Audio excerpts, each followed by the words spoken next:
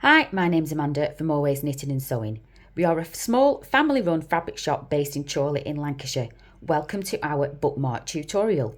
You'll find everything you need in the description below, as well as a link to our website. So gather your supplies and let's begin. Just something to think about before you cut out. If your fabric's like this and non-directional, then you can just go ahead and cut your two pieces, 2.5 inch wide, 7 inches tall. If you have something like this that's directional, make sure it's pointing in the correct way. Or if it's, again, something like this, you can fussy cut it. So we want a piece that's 2.5 inches wide, 7 inches tall. So just get your ruler and move it around till you find a piece that you like. Remember, we are going to have a seam allowance, 1/4 inch all the way around, but just find a spot on your fabric and fussy cut that out. Just something to bear in mind before you start. So next we want to add our interfacing. I've got my plain blue piece here with the right side facing down, wrong side facing up. And I've got my piece of interfacing. I'm using our VH870, which is an iron-on interfacing, but it's a bit padded, so it'll give our bookmark a little bit more substance. I've got my iron set to nice and hot, because obviously we are using 100% cotton here. If you weren't, just make sure you set your iron to the correct temperature, whichever fabric you're using. You're going to place that on and give it a press. So just hold it down 5-10 seconds or so, just till your glue melts. So go ahead and do that and then leave that to cool for 5 minutes or so. That'll be fine. And then we'll move on to our next stage. So now we need to shape our bookmark. So grab your ruler, find the centre. That's 1 1/4. Give that a mark there with your chalk pencil. And then you want to find an inch down as well. So mark an inch down on both sides. Oh, that was convenient. How I laid mine down there. It was purely unintentional there. And now we're going to cut that off. So just grab your ruler. Line that up. And cut those corners off. You want to do that with both pieces.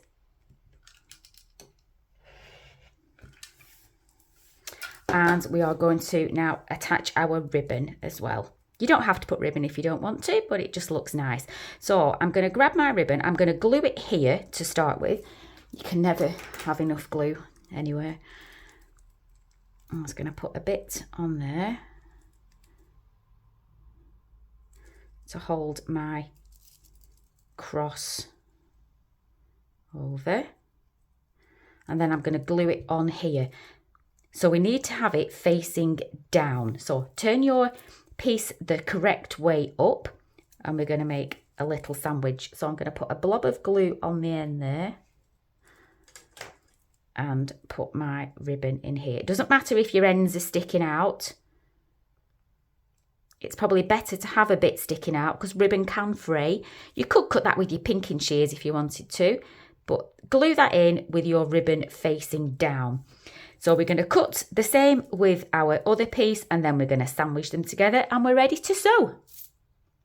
So this is what it should look like now. We've got our right sides together. Our ribbon is going down our bookmark. You're going to leave a 2-inch gap on one side, and we are going to start here, back tack, 1/4 inch seam allowance all the way around until you come back here and back tack here. So we're leaving a 2-inch gap to turn through. So go ahead and stitch 1/4 inch seam allowance. Remember to leave your turning gap. So this is what we should look like now. So before I go clipping any corners, I'm just going to turn it through, make sure that it looks okay, and then turn it back. If you want to just do that to double check, please feel free. If you don't, we can go ahead and skip to the next part.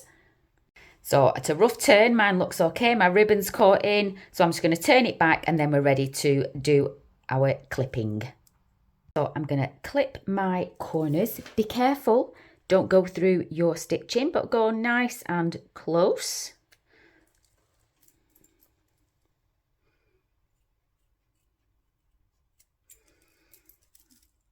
If you want to trim your seam allowance, please feel free. You don't have to if you don't want to, but that's perfectly fine if you want to just take a bit of bulk out.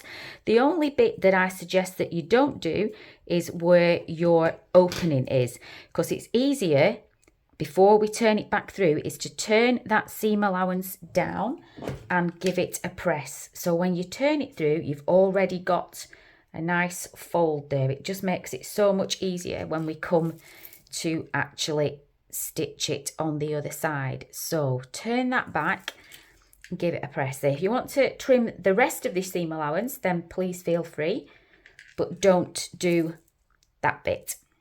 So go ahead, clip your corners, trim your excess if you want to, and turn it back through and give it a press and press that seam open.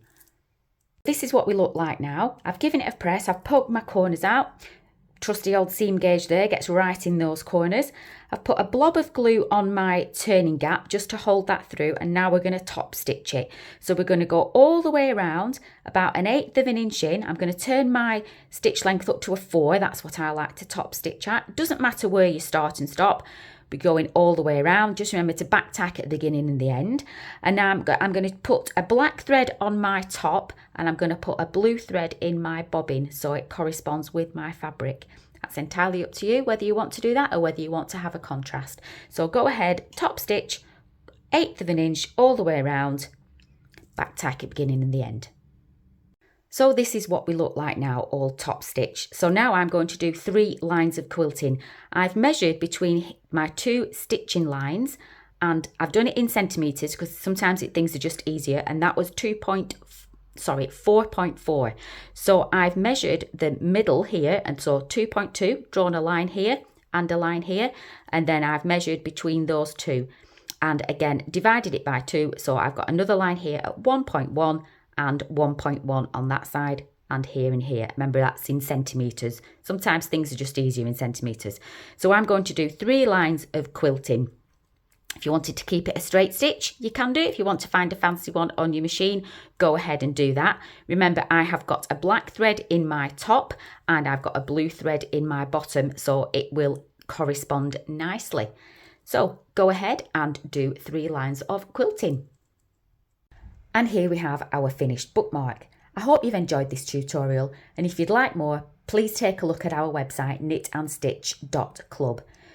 You will find hundreds of beginner-friendly knitting, sewing and crochet tutorials. We also have a Facebook page called Knit It, Stitch It, Share It, where you can share your makes and be inspired by others. You'll find all the links below. Thanks for watching.